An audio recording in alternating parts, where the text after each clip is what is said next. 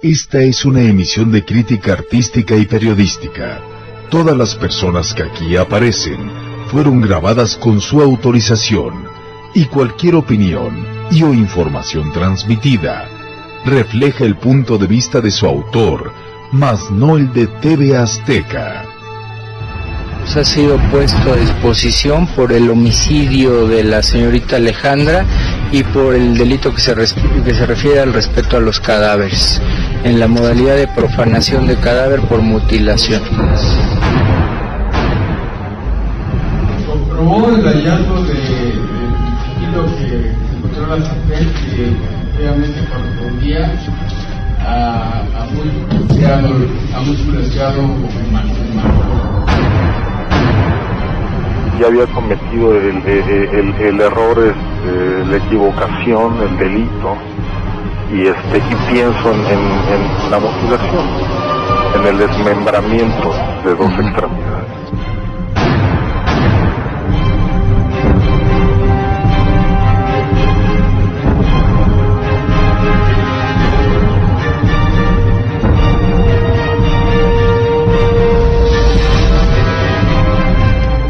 En octubre de 2007, el hallazgo de los restos mutilados de Alejandra Galeana Garavito en el refrigerador y estufa de José Luis Calva Cepeda destapó el caso más impactante de canibalismo en México.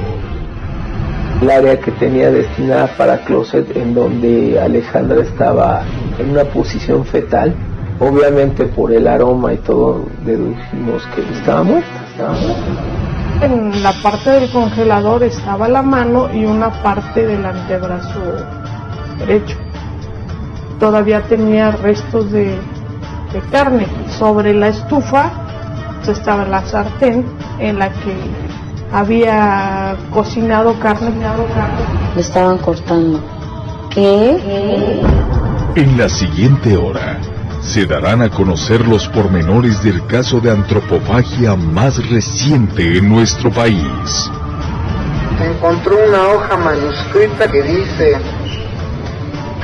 la diferencia entre la vida y la muerte es blanca, se evapora en un instante y pesa solo un gramo. Ahí estaba yo sentado frente a mi única opción. Familiares de José Luis Calva describirán las consecuencias que el caníbal de la Guerrero sufrió en prisión por ser una celebridad del crimen. Lo estaban golpeando y él decía: aguanta, estoy pidiendo el dinero.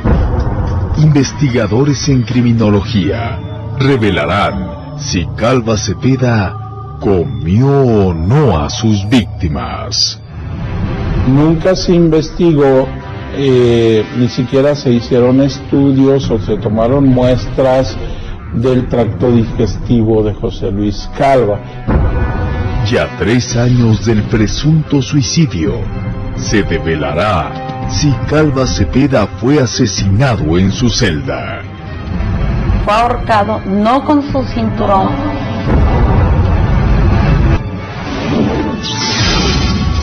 Fue la desaparición y búsqueda de Alejandra Galeana Garavito lo que llevó a la detención de José Luis Calva Cepeda, hombre que sería bautizado como el caníbal de la Guerrero tras asesinar a quien era su pareja. La identificación del cuerpo no fue fácil, estaba mutilado y varios de sus restos presuntamente cocinados en una sartén sobre la estufa. Este hallazgo detonó la leyenda que atribuyó a Calva Cepeda haber comido partes del cuerpo de su novia, versión que en esta segunda y última parte de El caníbal de la Guerrero, especialistas y familiares descifran la historia y cuestionan el mito. Yo soy Atala Sarmiento, bienvenidos.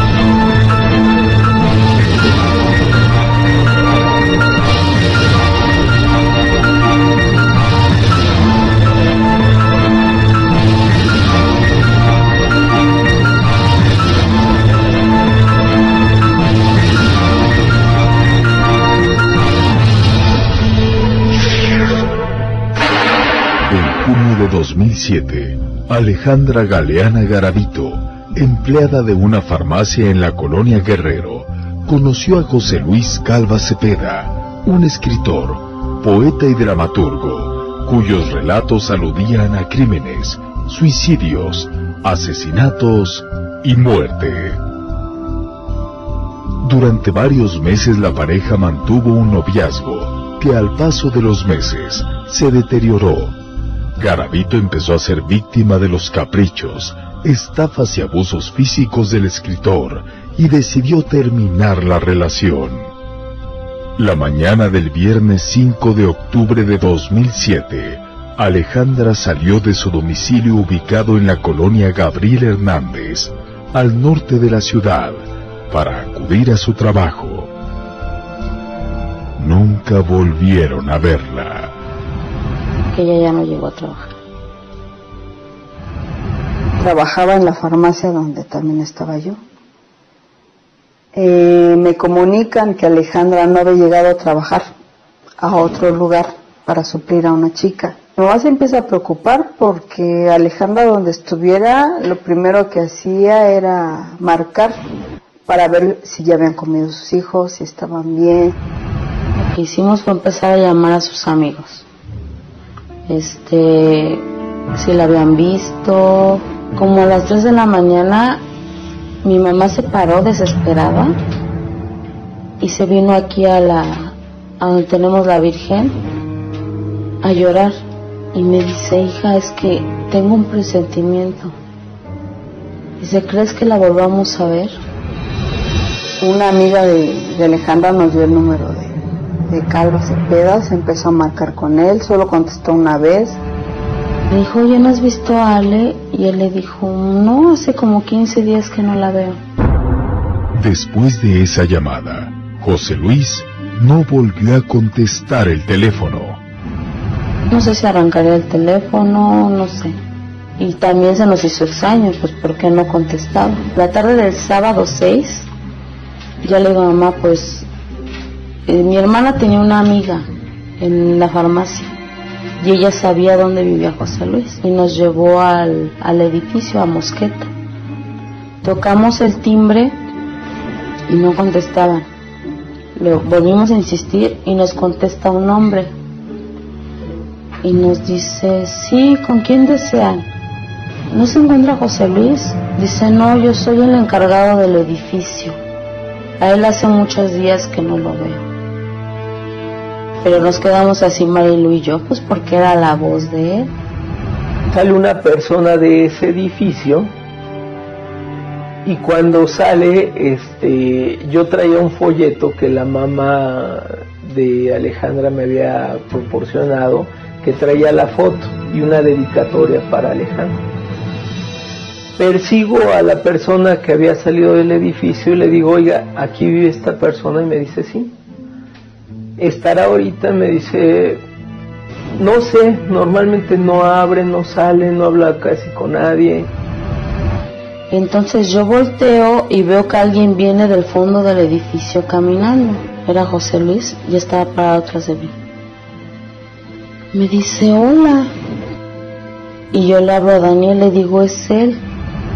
Él traía una playera con manga corta y empieza a levantar la mano y decirme, y me dice, pues sí, yo andaba con ella, pero fíjate que tiene tanto tiempo que no nos vemos. Cuando mamá pudo verlo, ella fue la que se dio cuenta de que él traía rasguños en los brazos. Ella se los vio. Deduje que no tenía, si fuera un rasguño de cualquier situación, no tenía por qué estárselo cubriendo en el momento que estábamos hablando de Alejandra. Mi mamá le dijo, tú sabes que mi hija es una madre responsable, o sea, a nosotros nos extraña. Y él le dijo, sí, Ale quiere mucho a sus hijos y se me hace extraño que no haya llegado, pero no se preocupe, cualquier cosa yo le llamo. Ok, gracias. Luego de ese encuentro, José Luis Calva regresó a su departamento. Edith, junto con su madre y Daniel González, no quedaron satisfechos. Estaban seguros que el novio de Alejandra Galeana tenía algo que ver con su desaparición.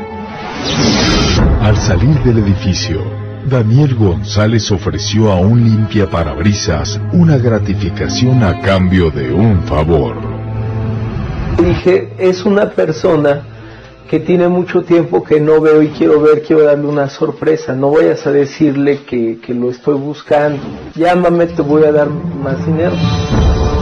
Esa misma noche, Edith Galeana, junto con sus hermanos Armando y Karina y su amigo Daniel, regresaron al domicilio de Calva Cepeda. Estaban seguros que José Luis sabía el paradero de Alejandra y retornaron acompañados por policías. El conserje del edificio no nos dejaba entrar y él nos aseguraba que él había visto a mi hermana salir del edificio. Pudimos entrar nuevamente a ese lugar para hablar por si Alejandra estaba, no sé, amarrada. No sabíamos cómo estaba, teníamos la esperanza de que nuestra hermana estuviera viva. Uno de los patrulleros abrió una ventana. ¿Del departamento? Del departamento. Porque tocamos y tocamos. No se veía nada, todo oscuro. Había barrotes interiores, entonces no, yo quería entrar, que si hubiera habido un espacio, yo hubiera entrado al departamento, pero no se pudo. Gritábamos, Ale, aquí estamos, y si estás ahí, haz algo. Mi mamá le gritaba, Ale, aquí está Tete, su hija. Hija, aquí estás, pero no nada, todos le gritamos y no nada. Ya el policía cerró la ventana, puso la cortina como estaba, pues no podíamos hacer nada. No había nadie, o no sabemos si él estaba escondido y no hizo ningún ruido. La mañana del domingo 7 de octubre, Karina Galeana y su madre acudieron al Centro de Atención para Personas Extraviadas y Ausentes, CAPEA. Mi mamá nunca quitó el dedo del renglón que ella estaba ahí. Le dijo el Ministerio Público que la había atendido que hablara con Policía Judicial y le comentara las sospechas que ella tenía de dónde estaba mi hermana. Esa noche el Ministerio Público ordenó a la Policía Judicial hiciera guardia en el domicilio de Mosqueta 198 en espera de José Luis Calva para que éste les mostrara el interior de su departamento. El lunes a las 2 de la mañana, yo estaba en tu casa, estaba durmiendo y de repente recibo una llamada y me dice el chico, el limpiavidrios, me dice, fíjate que ya encontré a tu cuate. Obviamente yo medio dormido le digo, ¿quién habla? ¿Cuál cuate? Y me dice, al que estás buscando, soy el que le encargaste, y me explica quién es. Le digo, no le pierdas la vista, ahorita voy para allá. Y me dice, me acaba de hablar Luis, el muchacho que limpia los vidrios ahí. Dice, está José Luis en Granada, ¿sí? Y Eje de Guerrero. La Policía Judicial estaba fuera del edificio y no se dieron cuenta cuando salió. Este señor ya estaba a unas calles, estaba sentado en un sillón drogándose. Me auxilio yo de 2 policías judiciales, llegamos con José y le digo, tú tienes ahí, asegurándolo yo. Me dice, no tengo nada y es más, vamos, yo abro. Entonces pues vamos atrás de él, subimos las escaleras del departamento, saca sus llaves, abre el departamento, entra, cierra la puerta por dentro, sale corriendo y se oye un cristalazo, ¿no? Se echa a correr hacia el balcón y empieza a bajar, pero a la hora que él empieza a bajar de balcón a balcón, se resbala y cae en un árbol y cae. Pero todavía de que cae, se echa a correr y le pega un taxi. Estaba abajo con la cabeza abierta. Ya llegamos nosotros, ya estaba la ambulancia, mi mamá, mi hermana Edith y yo, y nos dice, ay, aquí hay algo extraño. Dice, ¿por qué hizo eso? Dice, si no hizo nada, ¿por qué se echó a correr y se aventó así? Mientras José Luis Calva Cepeda fue detenido, atendido por paramédicos y trasladado a la Cruz Roja en calidad de sospechoso, la policía regresó al departamento donde hallaron algo estremecedor. Cuando entramos, pues percibimos un aroma terrible, obviamente, de todo el tiempo que ya había transcurrido. Por otro lado, el ambiente era, créeme que aterrador.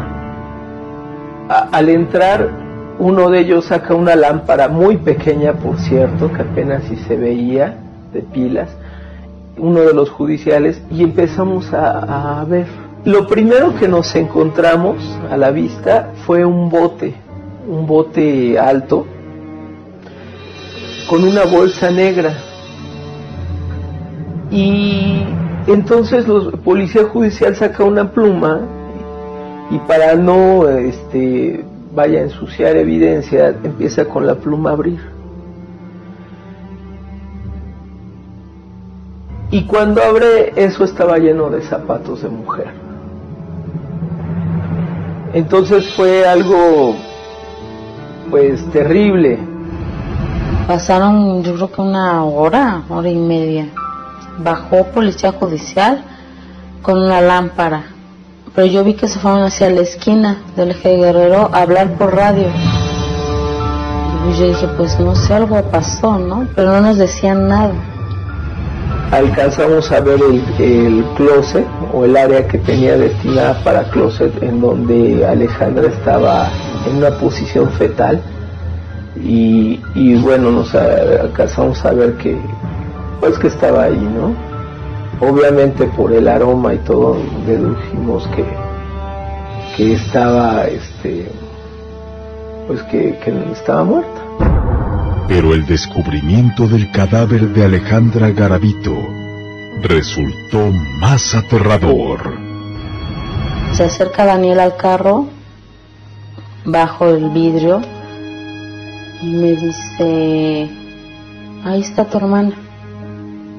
Y mi reacción fue, qué bueno, ¿no? Qué bueno, ¿qué hacemos, no? ¿Cómo la sacamos, no? Y me dice él, es que tu hermana está muerta. Y así textual me lo dijo, ¿no? Que ya le estaban cortando. ¿Qué? O sea, menos lo creía, ¿no? De acuerdo con estadísticas de la Procuraduría de Justicia, el asesino serial se comporta como una persona culta, amable, accesible e inteligente, ganándose la confianza de sus víctimas. El hallazgo del cuerpo de Alejandra Galeana Garavito en el interior del departamento de José Luis Calva Cepeda fue impactante. Su cuerpo estaba mutilado y desmembrado, y en una sartén había restos cocinados, lo que dio pie a la leyenda de El Caníbal de la Guerrero. Se avisan de un homicidio precisamente en la colonia Guerrero y que habían encontrado un cuerpo desmembrado. Me traslado yo en compañía de policía judicial al domicilio. Pues encontramos un sillón como de reuso, una mesa con 2 sillas y enseres que había comido recientemente, y la mesa sucia. Los muros había unos dibujos que este señor había realizado con lápiz. De hecho, el primero es como si fuera la última cena, pero aparece una figura así con los brazos extendidos. Posteriormente hay otro que es como si fuera un jardín, pero a la vez parecían diablos flamígeros, pero había varios. Se tiene una connotación ese dibujo. que él posteriormente, cuando me entrevistó con él, me explica qué es lo que significa. El primero decía que él compartía la mesa con todos. O sea, obviamente la figura principal, que es Dios, era él. El segundo dibujo, que para él era el paraíso, pero que era el primer dibujo que él había hecho cuando había llegado a ese departamento, y que significaba la libertad. Y el último, que era el cielo, pero tenía una flor con 3 pétalos, que ya después estudiando significaba sus 3 intentos de suicidio que había tenido. Pero el hallazgo más aterrador que hizo el grupo de homicidios de la Procuraduría General de Justicia del Distrito Federal fue el del cuerpo mutilado de Alejandra Galeana Garavito. En la parte del congelador estaba la mano y una parte del antebrazo derecho. Todavía tenía restos de carne, pero estaba cruda. Y la pierna derecha igual estaba en el refrigerador en bolsas en la parte de abajo. En el interior de un closet fue hallado el torso y sobre la estufa una sartén con carne frita. Entró a la cocina y en la cocina, pues, sobre la estufa estaba la sartén en la que había cocinado carne. Parece que estamos ubicados en la película de Hannibal Lecter, El silencio de los inocentes, en la cual le quita la tapa del cráneo al sujeto y le corta una parte del lóbulo frontal y la cocina en la sartén, ¿no? Como ya había cocido partes y las tenía en un plato con un limón. Luis no comía carne si no estaba aderezada con limón. Estas 2 cosas fueron las que motivaron que se hablara de un hecho de canibalismo, pero nunca se investigó, ni siquiera se hicieron estudios o se tomaron muestras del tracto digestivo de José Luis Calva, que eso pudiera haber corroborado o no el hecho de si él ingirió o no parte el cuerpo de la víctima, ¿no? No se pudo establecer si era carne humana por el grado de cocción. Imagina que era como un chito. Por ejemplo, cuando llegamos a freír la carne, que queda casi como astillas, a ese grado de fritura estaba la carne. Había restos en el plato, había restos en la sartén, y en la caja que pertenecía al cereal. Si fueron digeridas no lo sabemos, pero no estaban. O sea, que hubieran estado, no sé, en un cesto de basura o en algún otro lugar, no. No se encontró nada de eso.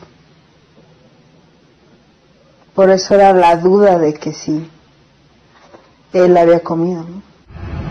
Pues es falso, porque yo fui a su departamento por las cosas.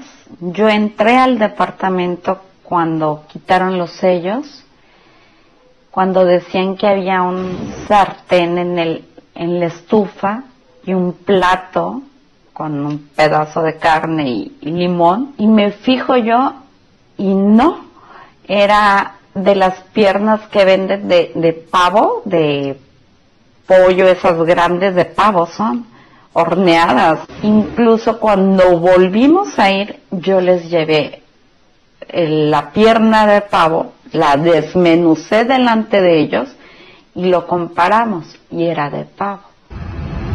Comprobamos el hallazgo del tejido que se encontró en la sartén, que efectivamente correspondía a músculo estriado humano.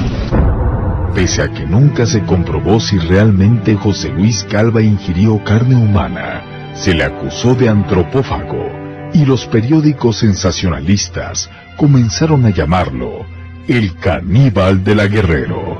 Sin embargo, para Patricia Payán, criminóloga e investigadora del caso, Los motivos que llevaron a Calva Cepeda a asesinar a Alejandra Galeana Garavito pudieron ser sexuales.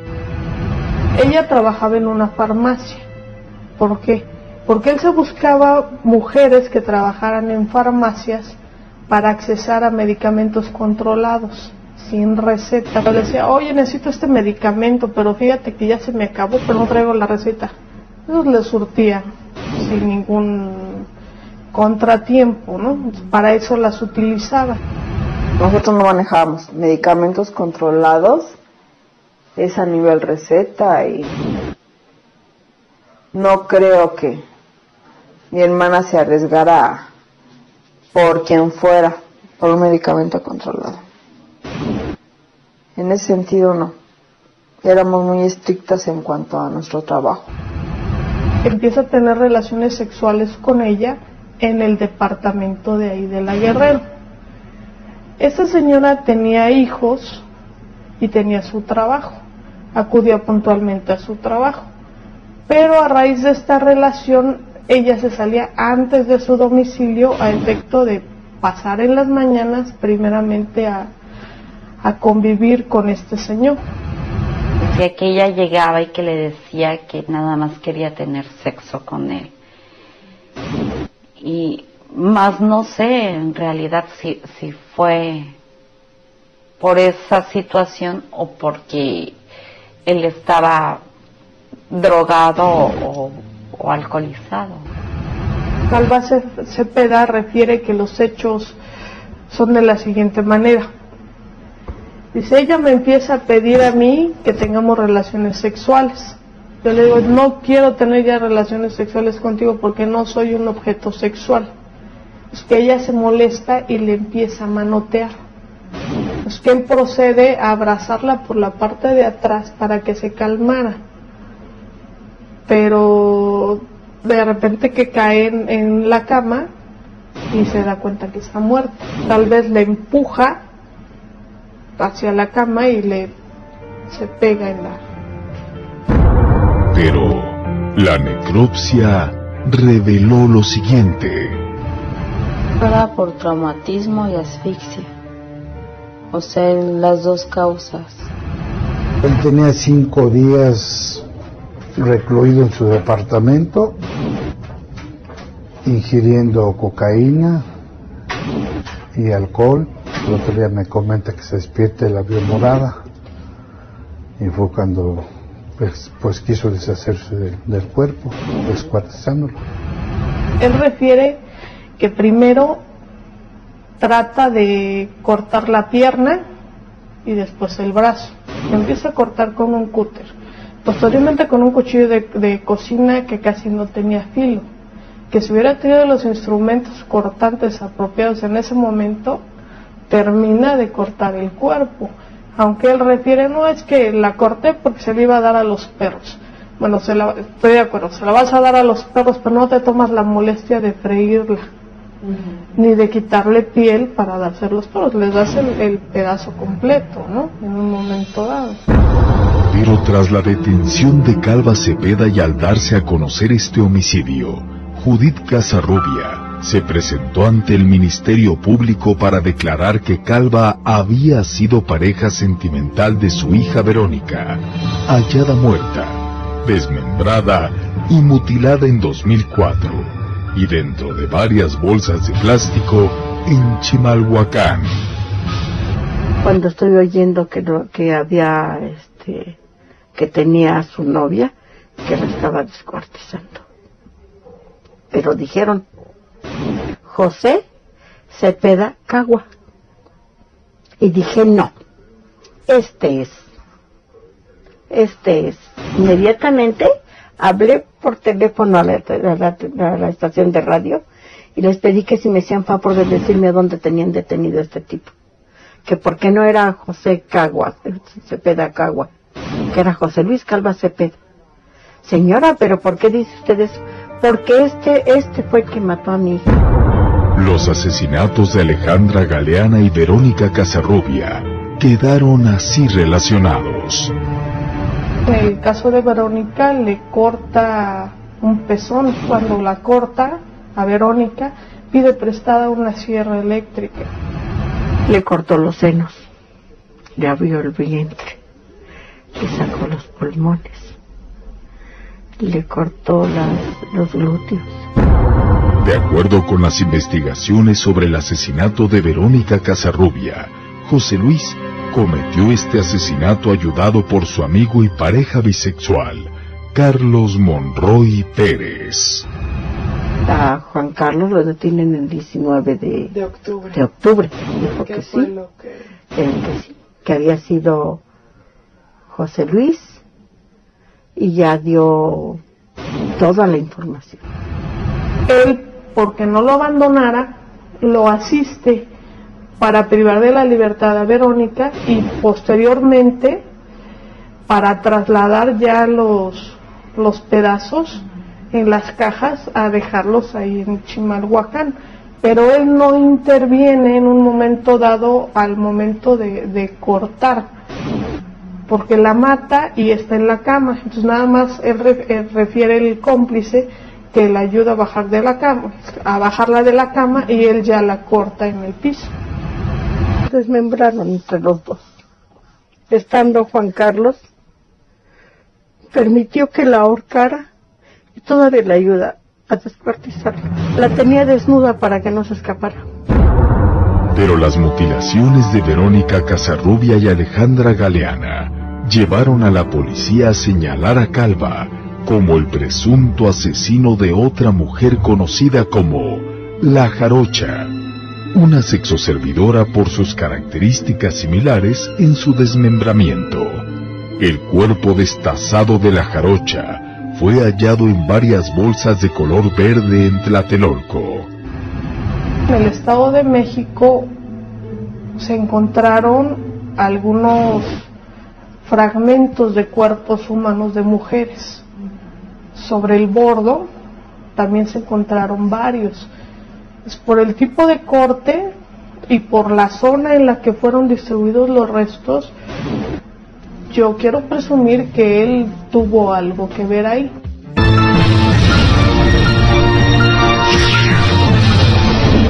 José Luis Calva Cepeda conserva en su departamento una cuna y ropa de bebé, aparentemente para recordar a las dos hijas que tuvo con sus exparejas. Luego de su detención la madrugada del 8 de octubre de 2007, José Luis Calva Cepeda fue llevado a la Cruz Roja, donde permaneció varios días, debido a la fractura en la cabeza que sufrió cuando al intentar huir se lanzó de un cuarto piso y al caer fue arrollado por un taxista. Al ser dado de alta de la Cruz Roja, Calva fue transferido al Instituto de Formación Policial, donde se le dictó un arraigo para su investigación por el probable homicidio de Alejandra Galeana. Pero esa misma noche, sufrió un aparente infarto por el que ingresó al hospital de Joco. Ahí, apareció otra mujer de nombre Verónica, quien aseguró ser una más de sus exparejas. Ante los medios de comunicación, Verónica lo defendió de las acusaciones de violencia y maltrato. Su declaración no fue tomada en cuenta por el Ministerio Público.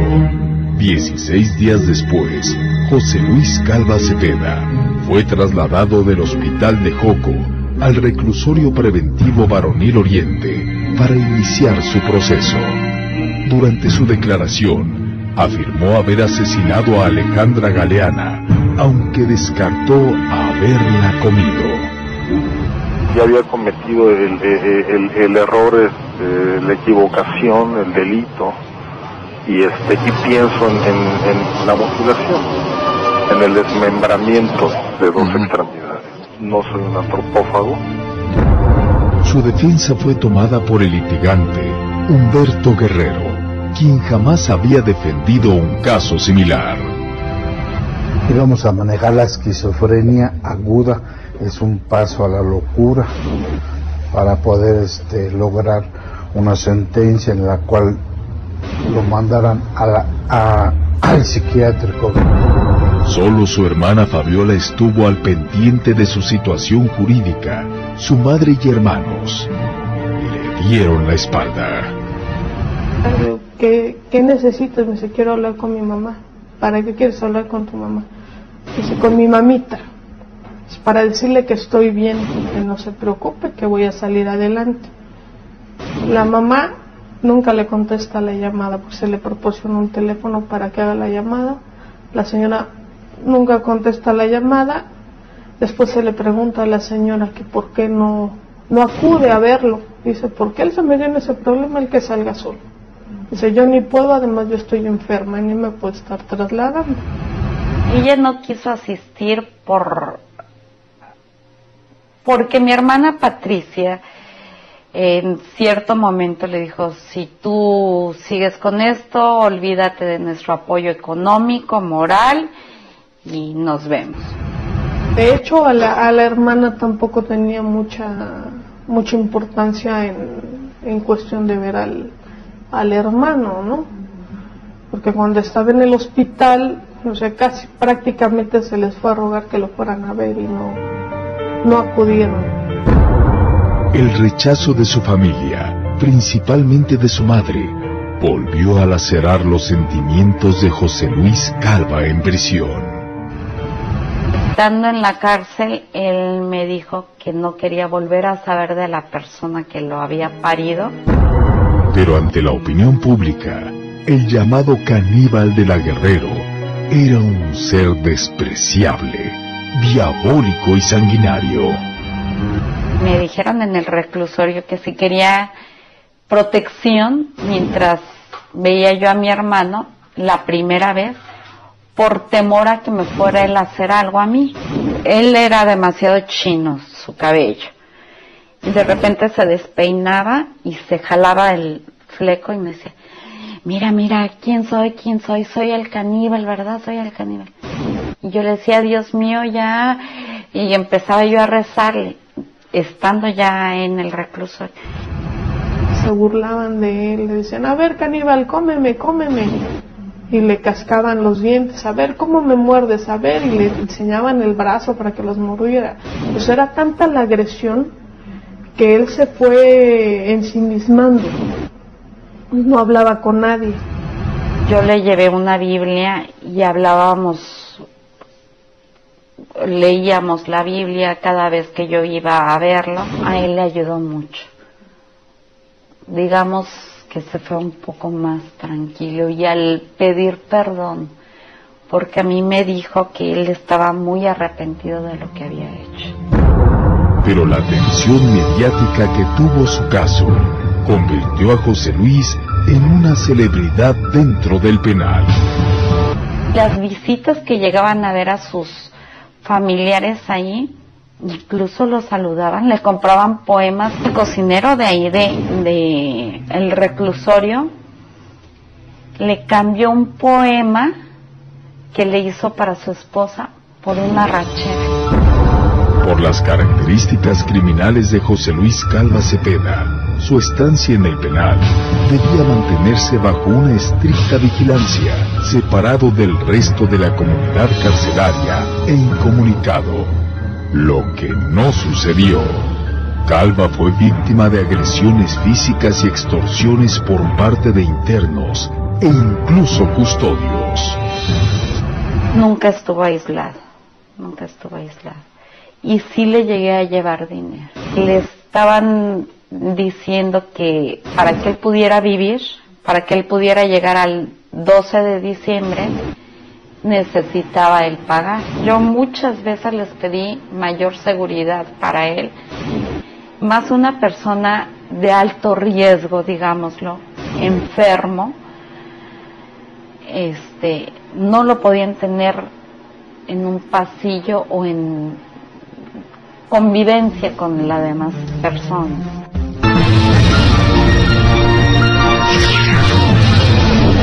La historia de José Luis Calva Cepeda, el caníbal de la Guerrero, podría ser llevada al cine debido a su impacto mediático en la nota roja. Durante el tiempo que José Luis Calva Cepeda permaneció en el reclusorio Oriente, retomó su faceta de escritor y poeta. Comenzó a escribir lo que parecía ser su autobiografía, una novela titulada Instintos Caníbales, cuyo final coincidió con su propia muerte. Y yo le digo, bueno, ya empezaste a escribir, ya estás haciendo otra cosa, estás leyendo. Y dice, no me permiten libros ni nada. Le digo, mira, bueno, ahorita en lo que está la comparecencia, mira, te facilito estas hojas, te facilito este lápiz, pues escribe si tú quieres.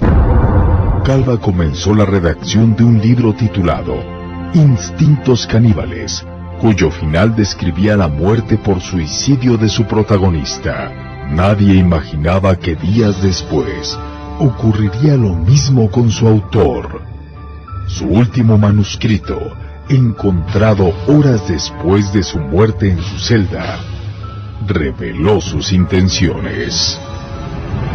Entonces, el caníbal, al verse rodeado, decidió tomar el camino más fácil.